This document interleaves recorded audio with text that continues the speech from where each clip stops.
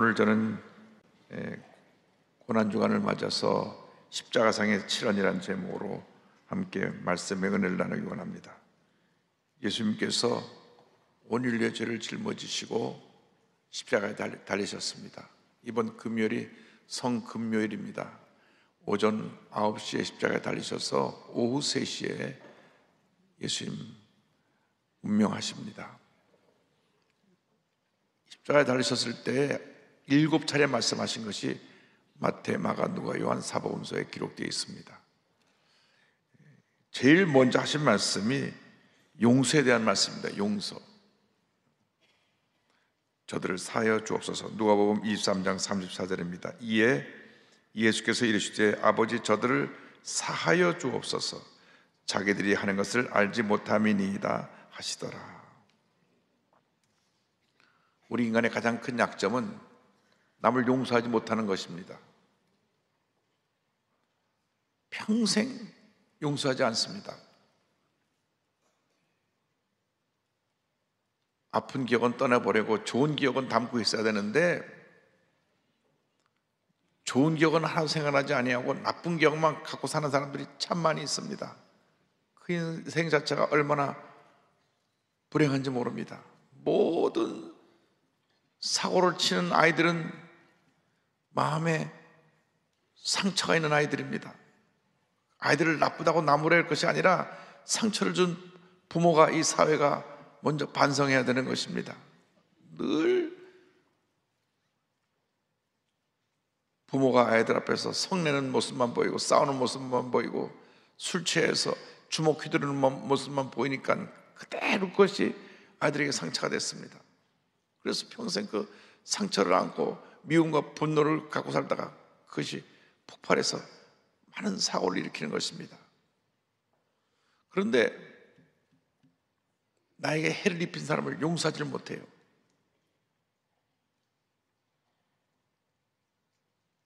미움과 분노 속에 삽니다. 그래서 예수님께서 십자가상에서 제일 먼저 우리 온 인류에게 하신 말씀은 용서하라고 하는 것입니다. 예수님은 자기를 십자가에 못 박아 죽이는 그 원수들을 용서하셨습니다. 용서할 수 없는 사람을 용서하는 것이 용서입니다. 절대로 용서 못해. 그것은 우리 인간들의 부끄러운 모습입니다. 그래서 예수님께서 부활하신 후에 그날 밤 제자들에게 나타나서 말씀을 하실 때 부활의 메시지 마지막에 그 완성이 바로 용서에 대한 메시지였습니다. 요한복음 20장 23절에 너희가 누구의 죄든지 사하면 사하여질 것이요 누구의 죄든지 그대로 두면 그대로 있으리라 하시니라. 여러분 마음속에 이렇게 생각을 해서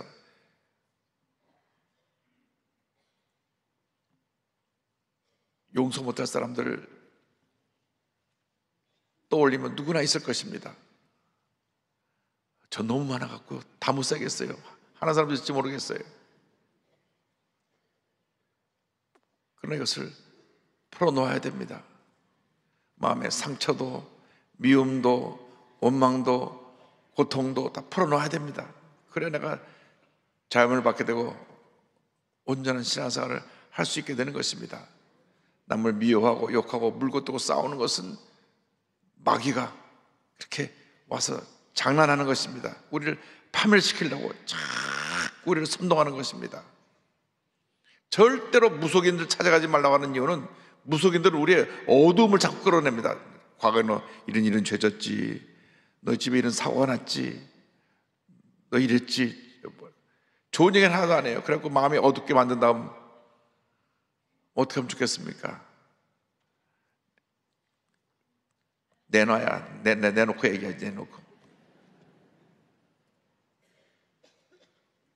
그러면 잠깐 무슨 위로해 주는 말을 주는 것 같은데 가면 또 찾아오게 만들고 또 찾아오게 만들고 또 찾아오게 만들고 이게 무속인들이 하는 일입니다.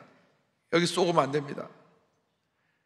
마귀는 어둠만을 얘기합니다. 여러분이 하는 얘기 속에 밝은 얘기, 건강한 얘기, 기쁨과 감사의 얘기를 하면 그건 성령의 언어고, 어두운 얘기, 부정적인 얘기, 남문을 물고 뜯고 해치는 얘기하는 것은 마귀의 역사입니다.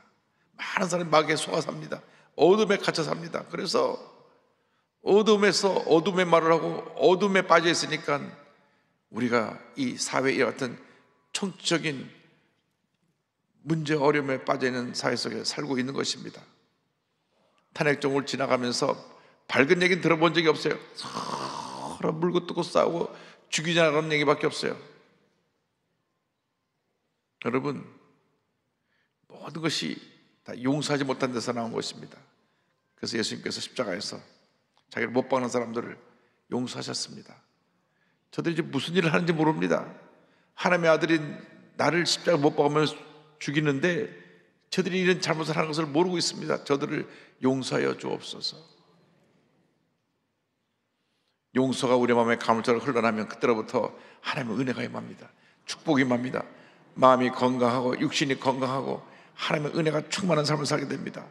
그러나 용서하지 못하는 사람들은 그 내 마음에 어둠이 가득 차서 어둠 속에서 어둠의 삶을 살다가 어둠으로 끝나는 경우가 많이 있습니다. 여러분, 예수님이 제일 먼저 하신 말씀, 첫 번째가 바로 용서라는 것을 잊지 마시고, 주님, 이 시간 이후로 용서하며 살겠습니다. 내 마음속에 상처 응어려진 거 다 내려놓겠습니다. 누가 여러분을 힘들게 하는 사람이 있거든요. 아, 나한테 기도할 제목을 주시는구나. 감사합니다. 감사합니다. 감사해야 돼. 왜 기도 제목 주시니까? 좀 못된 놈 그러면 안 돼요. 주여 감사합니다. 감사합니다. 기도하게 만드시 감사합니다. 영적으로 끼어있는 것입니다.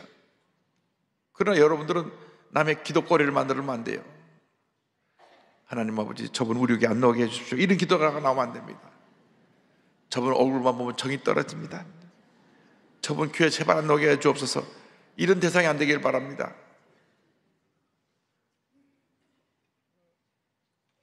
내가 교회 나오는 것은 주님의 은혜로 교회 나오는 것이요, 예수 믿는 성도들의 그 사랑에 감동되어 나오는 것입니다. 그저 감사합니다. 그 출발이 용서입니다. 용서. 잘 안 돼요. 그러나 기도 많이 하고 내 마음에 평안함을 가질 때 하나님의 은혜가 임한 줄로 믿습니다. 그 다음에 이제 예수께서 옆에 있는 강도에 구원의 은혜를 베푸셨습니다. 구원에 대한 말씀, 나와 함께 낙원에 있으라는 말씀을 하십니다. 이 강도가 오른쪽 왼쪽에 둘이 행악한 나쁜 범죄자들이 살인을 저지르고 큰 해를 입힌 사람들이 사형원들을 받아서 달려 있습니다. 처음에 둘이서 막 서로가 욕을 합니다. 근데 두 강도가 서로 욕을 하면서 재수 없이 붙잡혀갖고 내가 죽겠다고 소리 지르면서 그들이 원모병을 쏟아놓고 있는데 이상한 얘기를 들었어요. 가운데 십자가 달려서 피를 흘리는 분이 저들의 죄를 용서해달라고, 저들을 사해달라고 하는 용서의 기도를 하는 것입니다. 한쪽 편 강도가 큰 충격을 받았어요.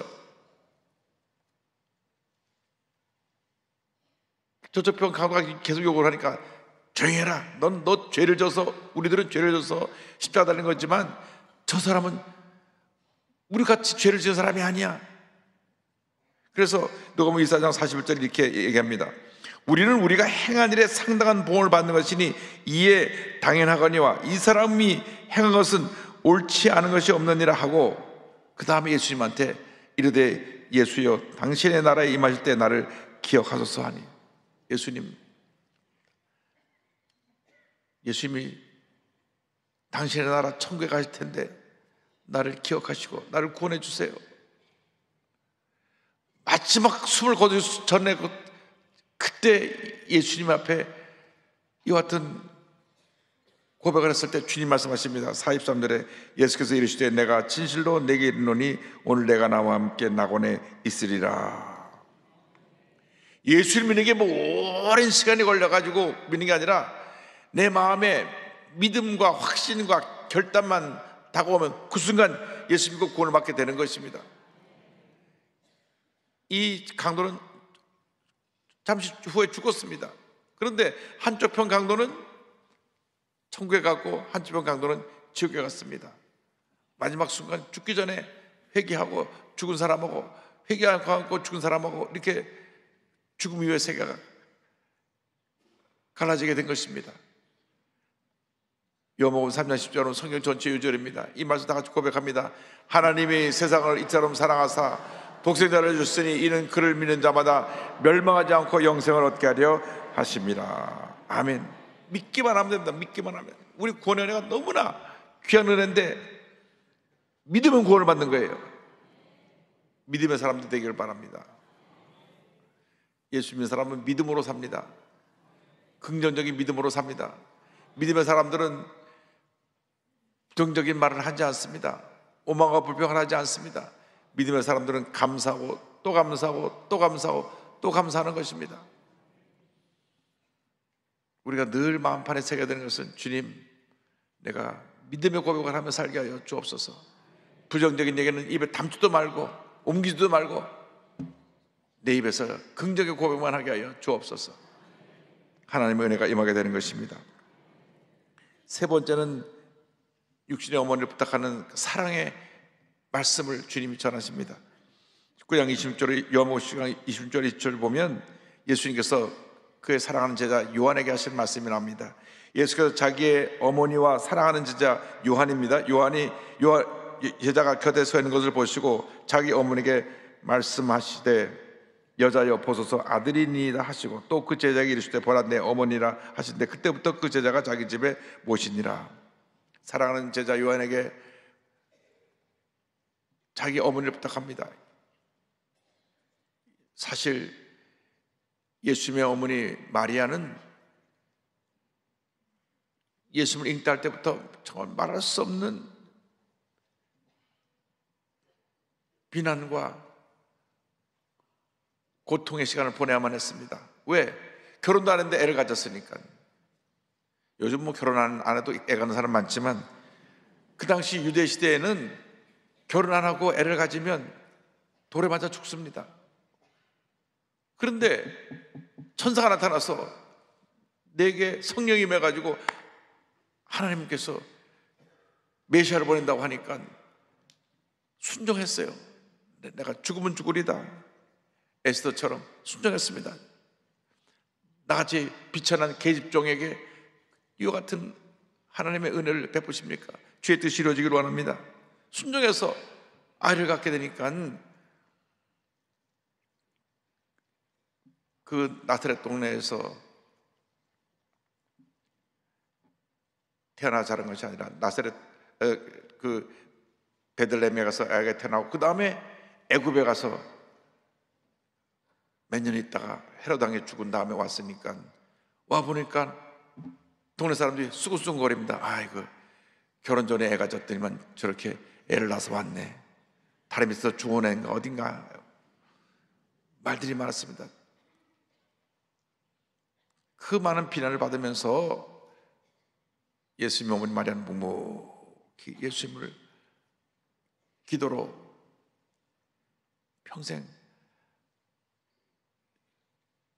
하나님의 아들로 메시아로 섬겼습니다. 예수님의 어머니 마리아만 예수님의 탄생의 비밀을 알고 있었지 요셉은 그 다음에 일찍 죽었으니까요. 예수님 어머니 외에는 예수님의 존재에 대해서 정확하게 알고 있는 사람이 아무도 없었어요. 모든 사람이 저 애는 누구냐? 저 애가 누군데 태어났냐? 물론 그 다음에 이제 자기 남편 요셉하고 사이에 또 아들이 태어나는데 그 동생들이 보니까 형이라고 있는데 영 늘 말이 없고 밤낮 나가서 기도만 하고 조용하고 자기들하고 좀 달랐어요. 마가복음에 보면요 예수님이 어느 날 때가 돼서 나가서 천국복음을 전하실 때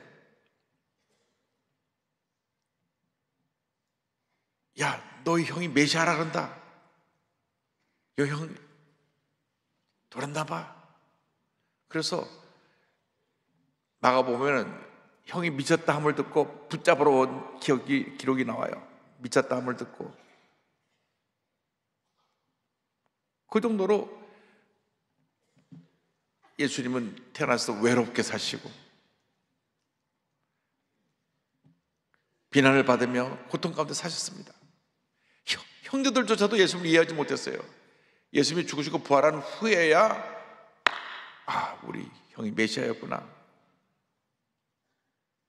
분명히 깨달아 알게 된 것이지, 성령으로 말하며 잉태된 예수님. 그래서 창세기 3장 15절에 여자의 후손이라고 표현했습니다. 여자의 후손. 우리들이 어머니를 통해서 태어나지만, 그러나 그 어머니를 애를 갖게 한 것은 아버지입니다. 그래서 이씨 집안에 태어나면 이씨가 되고 김씨 집안에 태어나면 김씨가 되는 것입니다. 어머니가 아버지 없이 애를 낳을 수가 없어요. 성경에 유일하게 예수님만 유일하게 죄 없이 태어나셔야 되니까 성령으로 말미암아 잉태되어서 태어나신 것입니다. 그런데 예수님의 어머니는 그 주위 사람들의 비난을 무릅쓰고 온갖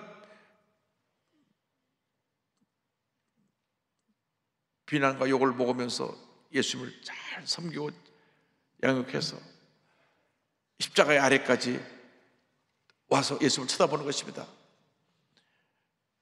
메시아로 태어난 내 아들이 결국 저렇게 십자가에 달려 죽는구나.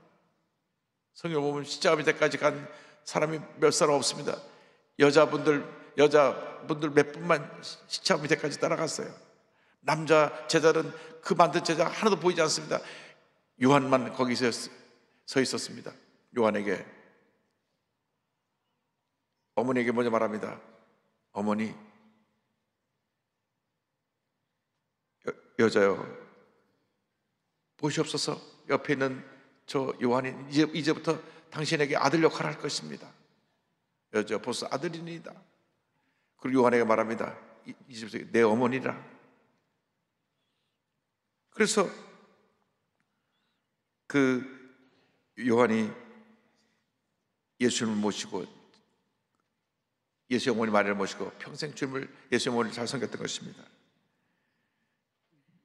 요한복음 19장 20절 20절에 성경은 말씀합니다. 예수께서 자기 어머니와 사랑하시는 제자가 곁에 서 있는 것을 보시고 자기 어머니께 말씀하시되 여자여 보소서 아들이니라 하시고, 또 그 제자에게 이르시되 보라 내 어머니라 하시되, 그때부터 그 제자가 자기 집에 모시니라.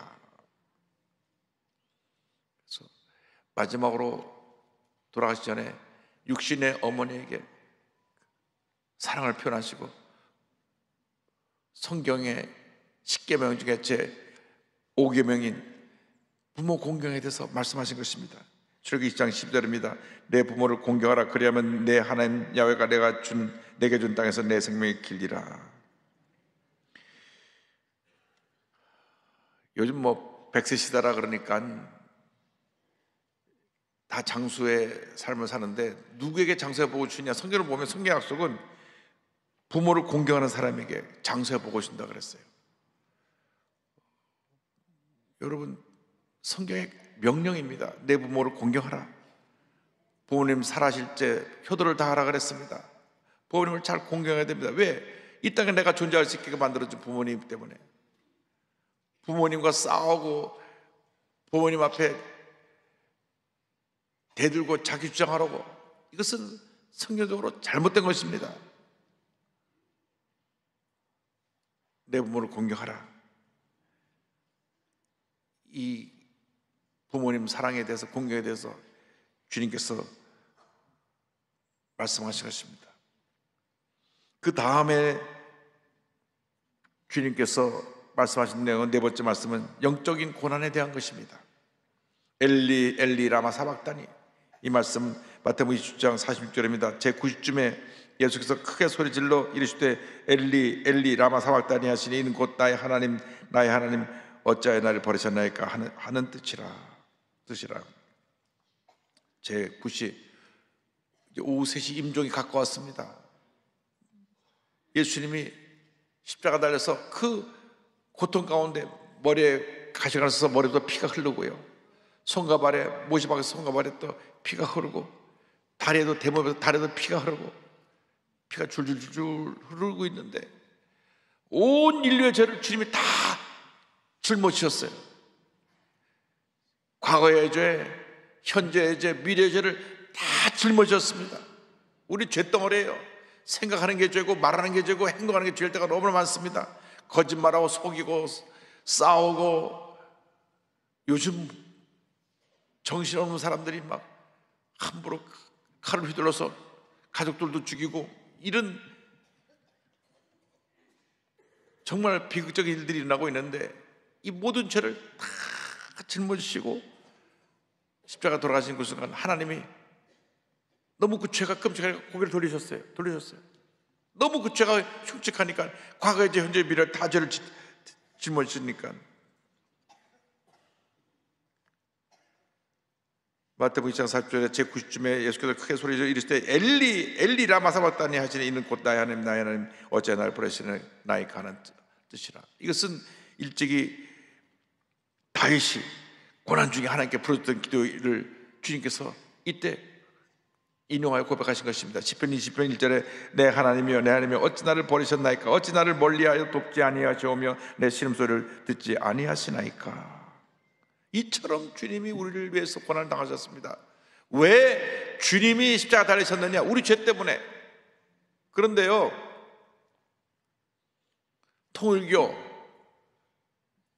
문선명, 또 박태선 전도관, 그래서 통일교 문선명 밑에서 나와서 통일교 원리 강론을 하다가 그걸 30개로로 만들어가지고 또 하나 자기 집안들을 차려가고 또 만들어내더니 정명석이라고 하는 JMS인데, 이 정명석의 죄가 많아서 지금 감옥 가갖고 이제 100세 때까지 있다가 감옥에서 죽게 될 텐데 감옥에 들어가 있고, 그 다음에 이 박태선이라고 하는 이단인 천부교인데 그 밑에 유절이라고 있다가 일찍 죽었고, 그 다음에 이만이라는 사람이 나와가지고 또 신천지를 만들었어요. 다 같은 계열이에요. 그런데 이 사람들이 똑같은 이단인데 뭐가 문제냐 하면, 아담과 하와가 죄를 지었을 때 죄가 어디서부터 왔느냐? 하와가 그 타락한 뱀 형식으로 온 타락한 천사와 성적 관계를 해서 죄를 지은 것이다. 그래서 이 성적 관계를 통해서 죄가 유전된다. 모든 죄가 성적 관계를 통해서 유전되기 때문에 죄 없는 사람이 와서 성적 관계를 하면 있는 죄가 사라진다. 그런데 예수님이 와서 일찍 죽으셔갖고 그걸 못 실행해가지고 그 다음에 문선병 선생님 와갖고 이제 문선 선생님만 하고 잠만 자면 죄 사함을 받는다. 그래가지고 문선명 선생이라는 분이 근처에는 자기 모든 추종자들 부인하고 다 잤어요. 그래서 그 집안이 거룩해진다라고, 또 거룩한 사람부터 같이 자면 또 거룩해지니까 또 그렇게 해가지고, 이게 JMS 정명석이라는 사람이 그렇게 많은 여자들을 범하면서도 죄사함을 위해서 하는 거룩한 행위라고 그래가지고 그렇게 사람들을 미혹해 한 것입니다. 그 미혹해갖고 거기 빠져갖고 또 그렇게 하는 사람은 또 뭔지 모르겠어. 누가 저한테 책을 하고 보내줬어요. 책을요. 내가 목사님, 제가 돌을 터득한 게 있어 책을 보냈습니다.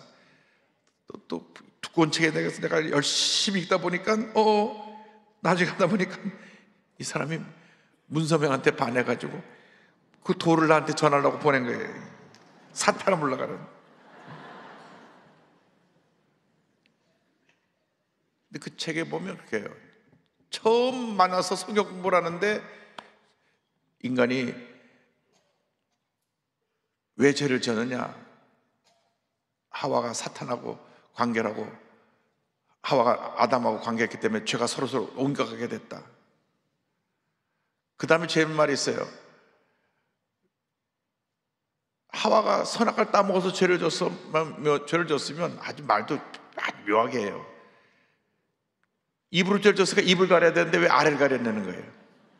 아래 가려는 이유는 그걸로 죄를 졌기 때문에 아래를 가렸다는 거예요. 뭐 이래가지고 별 희한 얘기. 하여간 이단들은 또 그 말을 듣고 하고 따라가는 사람 또 뭔지 모르겠어.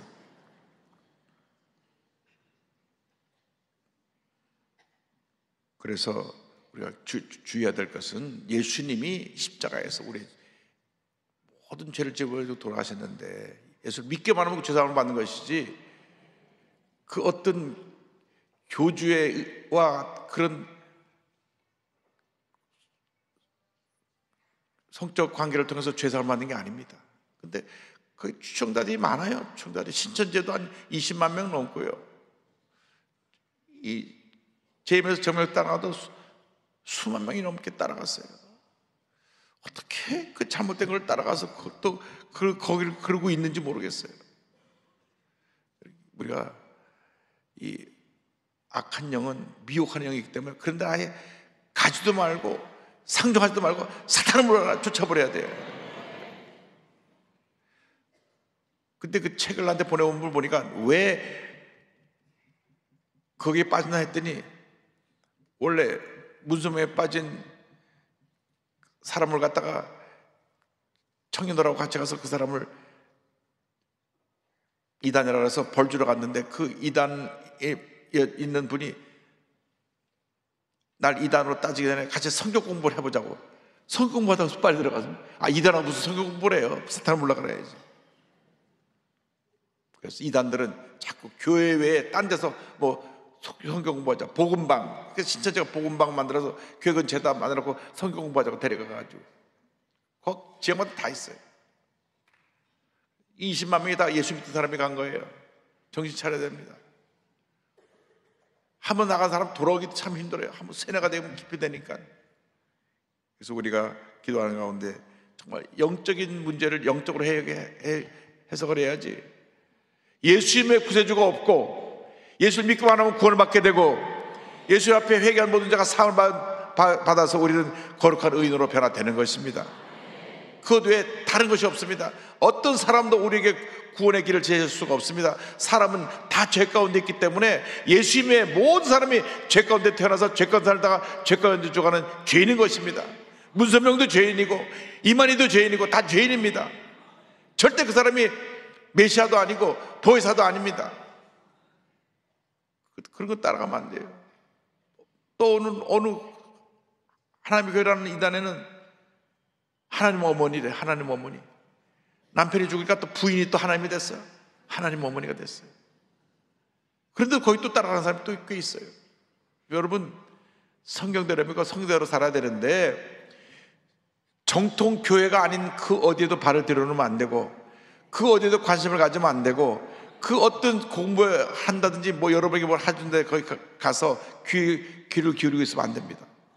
거기 가면 미혹하는 영이 여러분 영을 혼미케 하고 거기 들어가게 해요. 똑똑한 사람이 대학 나오고 박사까지 받은 사람이 앉아있다가 그냥 어느 순간 통일교 교인이 되고, 어느 순간 신천지가 되고. 오늘 우리가 그 정신을 차려야 됩니다.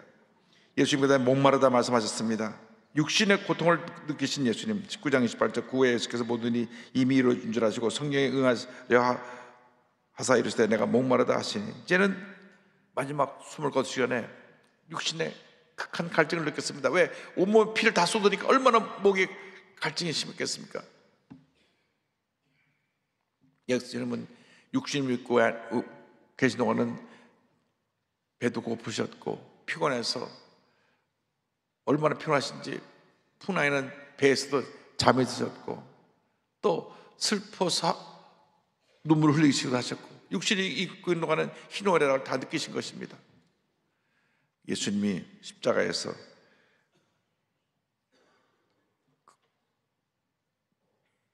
인간의 이 고난의 모든 것을 겪으시고 인간의 아픔을 말씀하신 것입니다.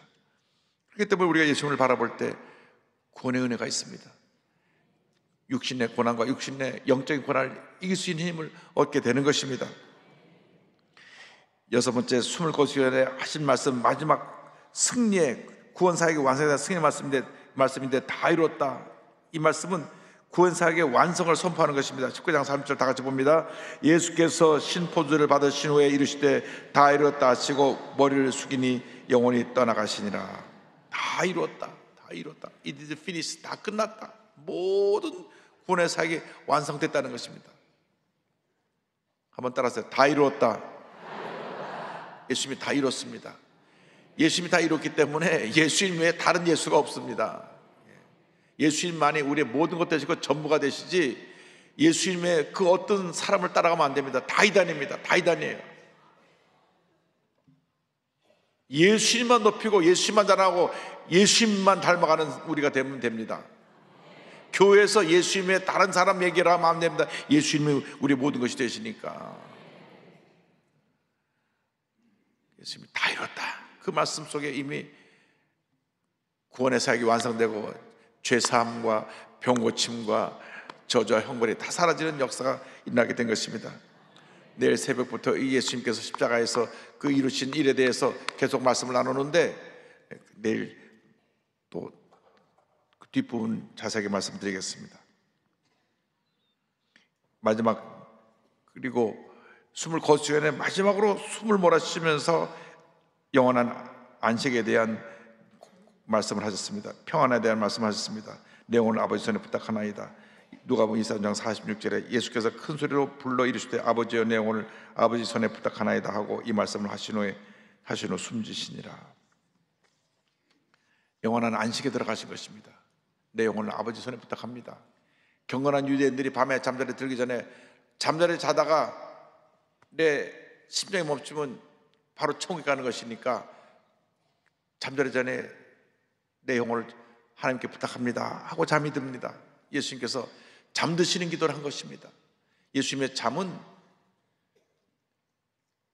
잠깐 죽음이라는 관문을 통과하는 의식이었고, 잠자는 것을 성경에 죽는 것을 잠자는 것을 표현하는데, 왜냐하면 다시 깨어날 것이기 때문에, 부활하실 것이기 때문에.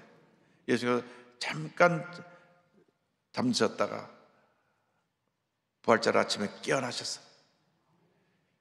영원한 승리, 영생의 축복, 구원회를 우리 모두에게 선포하시고 놀라운 역사를 우리에게 선물로 주신 것입니다. 그 부활절이 바로 이번 주일입니다.